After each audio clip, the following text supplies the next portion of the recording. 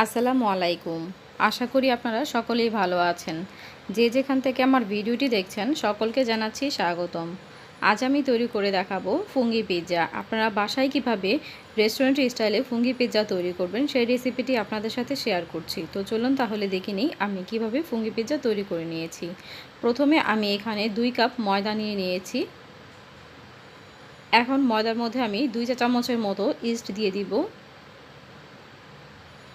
2 table চামচের মতো চিনি, দিয়ে দিব পরিমাণ মতো লবণ বা হাফ টেবিল স্পুন লবণ। এবার শুকনো উপকরণগুলো খুব ভালো করে মিক্স করে নিচ্ছি।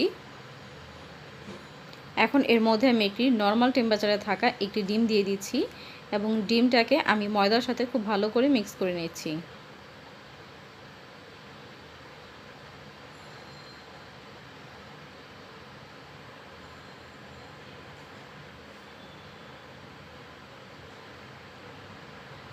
খুব ভালো করে মেশানো হয়ে গেলে এখন এর মধ্যে আমি গরম পানি দিয়ে দিব। খুব বেশি গরম না, আবার খুব বেশি ঠান্ডা না, যেটাকে আমরা কুসুম গরম পানি বলি।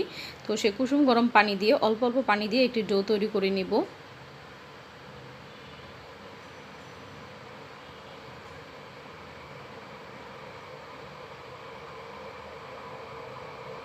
তো প্রথম অবস্থায় কিন্তু ডোটাকে অনেক নরম মনে হবে, অনেক স্টিকি মনে হবে। এটাকে 5 মিনিটের মতো যদি খুব ভালো করে মথে নেওয়া যায় তাহলে দেখবেন যে এটা ঠিক হয়ে গিয়েছে। তো এই পর্যায়ে দেখতে পাচ্ছেন এটি কিন্তু খুবই স্টিকি হয়ে গিয়েছে, হাতের সাথে লেগে যাচ্ছে।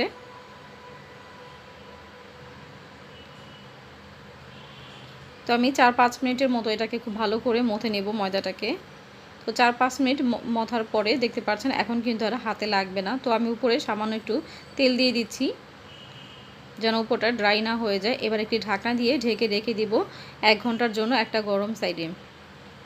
1 ঘন্টা পর আমি ফিরে এসেছি এবং ডোটা আপনাদেরকে দেখাবো, কিন্তু আমি ক্যামেরা অন না করেই আমি আমার কাজ শুরু করে দিয়েছিলাম, ক্যামেরাটা সেট করেই। তো অনেকক্ষণ পর আমি খেয়াল করলাম যে আমি তো ক্যামেরার ভিডিওই অন করিনি। তো সেজন্য আমি আপনাদেরকে দেখাতে পারলাম না, এর জন্য দুঃখিত। তো রুটিটা আমি কিভাবে তৈরি করে নিচ্ছি দেখতে পাচ্ছেন। আপনারা চাইলে এই রুটিটাকে বেলুন দিয়ে বেলে নিতে পারেন, আমি হাত দিয়ে করে নিয়েছি। ডোটা কিন্তু অনেক সফট, দেখেই কিন্তু বুঝতে পারছেন।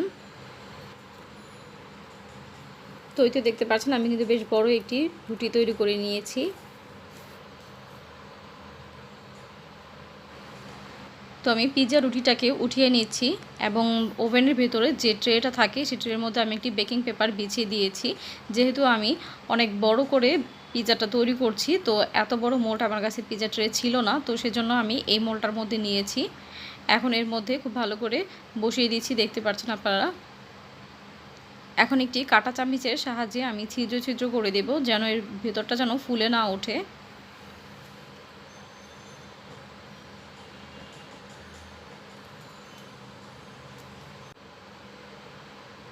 তো এই তো দেখতে পাচ্ছেন করা হয়ে গিয়েছে। এখন এর মধ্যে আমরা পিৎজা সস দিয়ে দিচ্ছি। পিৎজা সস কীভাবে তৈরি করতে হয় আপনারা যদি এই রেসিপিটি চান তাহলে অবশ্যই কমেন্ট করে জানাবেন। পিৎজা সসটা আপনারা আপনাদের পছন্দ অনুযায়ী দিতে পারেন, কম বা বেশি করে। যে যেমন খেতে পছন্দ করেন সেই অনুযায়ী পিৎজা সসটা দিতে পারেন।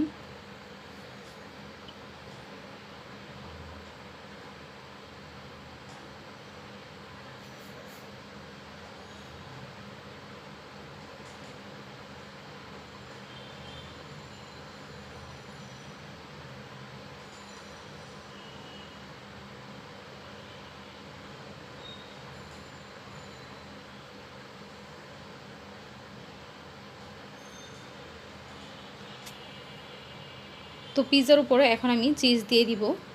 দেখতে পাচ্ছেন আমি চারপাশে কিন্তু চিজ দিয়ে দিচ্ছি।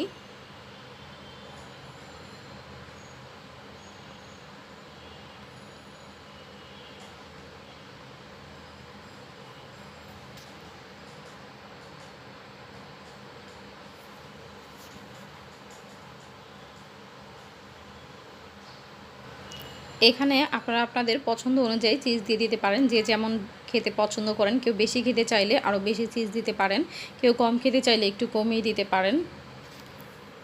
তো আমি দিয়ে দিচ্ছি ক্যাপসিকাম। আমি এখানে 3 রকমের ক্যাপসিকাম ব্যবহার করেছি, লাল, সবুজ এবং হলুদ কালার 3টা ক্যাপসিকাম ব্যবহার করেছি।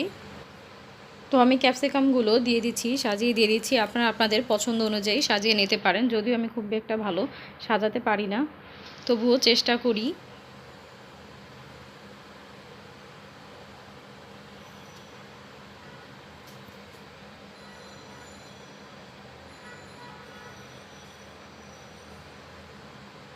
তো আমি এখন দিয়ে দিচ্ছি মাশরুম।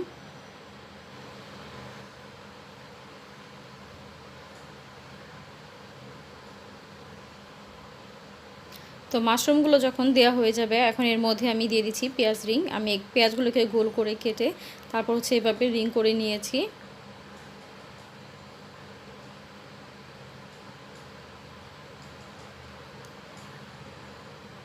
এখন এর উপর দিয়ে আমি আরও কিছুটা চিজ দিয়ে দিচ্ছি, যেহেতু আমি চিজটা খেতে বেশি পছন্দ করি।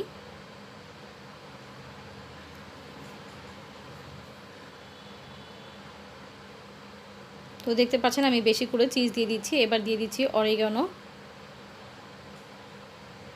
দিয়ে দিচ্ছি ব্যাসিল, আর দিয়ে দিব কালো গোলমরিচের গুঁড়ো।